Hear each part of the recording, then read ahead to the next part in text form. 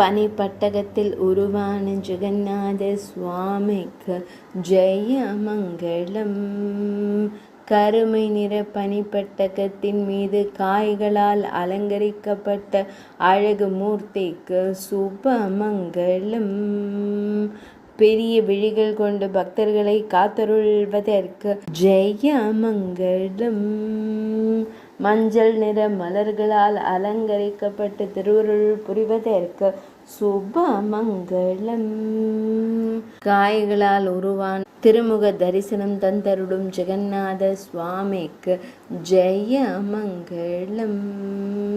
பக்தர்களை அன்போடு காத்தருடும் வேம்பு மர மூர்த்திக்கு சுப மங்களம்.